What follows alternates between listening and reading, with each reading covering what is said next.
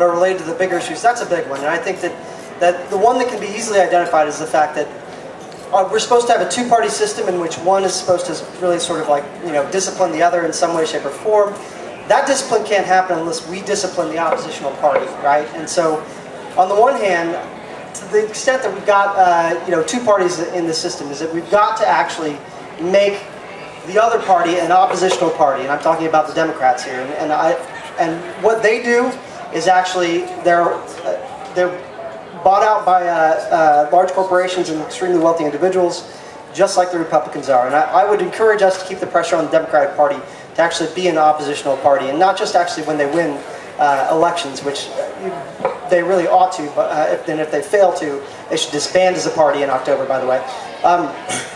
And then finally, how do you really feel? Yeah. So, and then the other thing is that I think that's, from teaching my class, I actually had, when I taught my class in the winter, Reefer Madness, Cannabis and Criminalization in the U.S., and after about 8 weeks or so, we had a time for people to talk about it, and there were a few people in that class that had never smoked cannabis, never tried it, but, and I don't know whether to say this out loud, this might be a terrible thing, but this girl who had never tried it before felt like, because she'd taken my class and been learning quite a bit about the history and the various things about it, she tried it.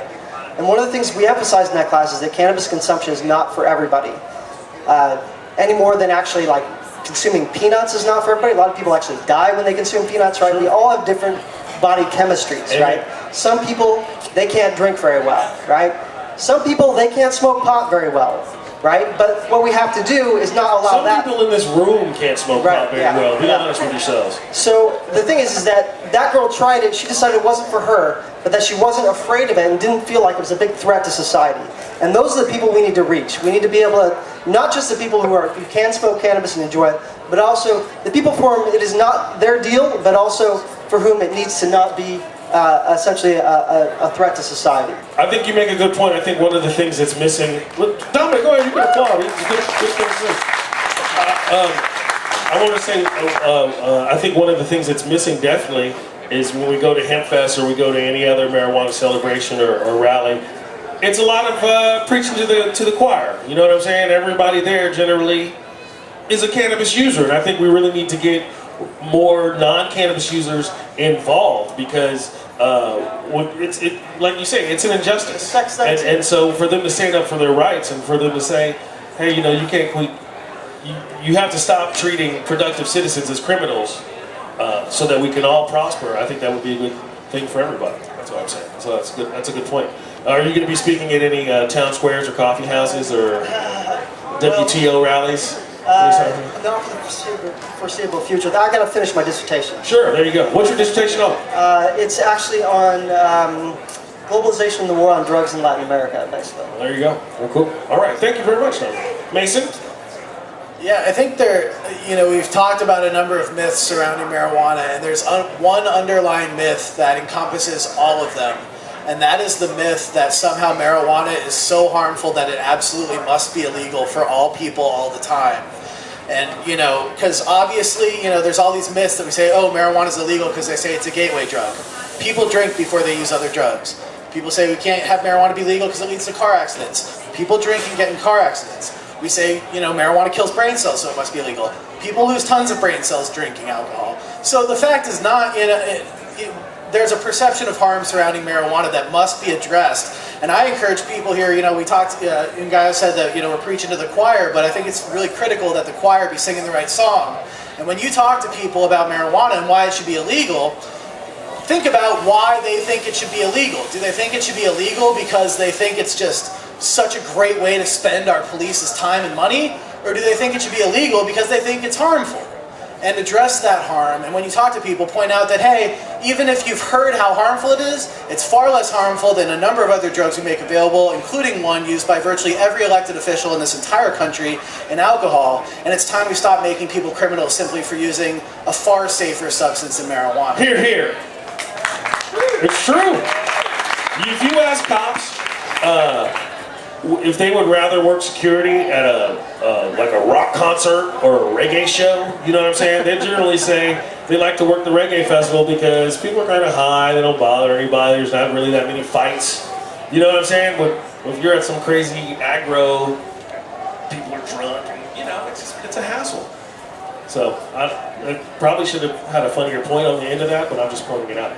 But that's the big thing on your Safer Coalition, is you try to point out that marijuana for a lot of people is a safer choice than alcohol. Is that the thing? That is correct. And what's your website? Our website is saferchoice.org, so check it out. Check it out. Are you guys nationwide or mostly Colorado? We are based in Colorado and do a lot of work around Colorado, but are really doing whatever we can to get this message out as far as possible. So we encourage people to get in touch, and we can help you get involved in your area. Thanks, brother. Chris Conrad.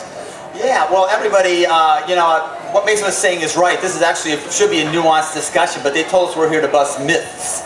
So I was looking for myths when I came in here, and I'm going to stay with some myths for a while, shifting things around here. One is that marijuana is supposed to impair people's critical thinking. Frankly, I find that if you read something straight and then you read it high, you have a much better perspective on what the information is than if you just read it in one or the other state. Another is that marijuana causes addiction. That's not true physically, but people can get a habituation to cannabis, and if it starts to dominate your life too much, you need to keep an eye on that. If your main function in life becomes trying to get some weed, you know, you might consider, why is that so important to you?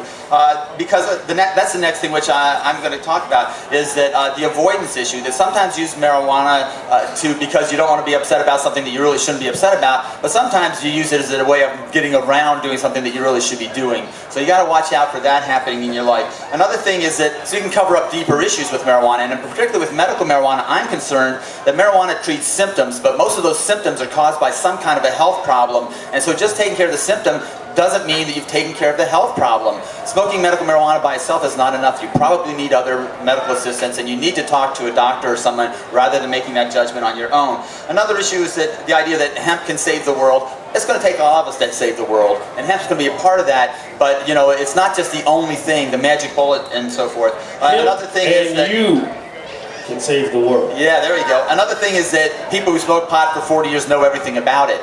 That's not true. People who grow pot for 40 years probably know a lot. They know a lot, but they don't know everything. So you need to keep learning as you go along. Another thing is the myth of the children. And this is something where there's really a very common ground, because we are both concerned about the children, the anti-drug people and the marijuana reform people. The question is whether what we're trying to do with children is to feed them a bunch of lies and scare them, or whether we want to raise them to have a rational understanding of marijuana and their lives and become reasonable adults. Can I ask you a question right quick, though? Because one of the things that people always do in any sort of argument on any policy issue or something that's important like that is the first thing they holler is, what about the children?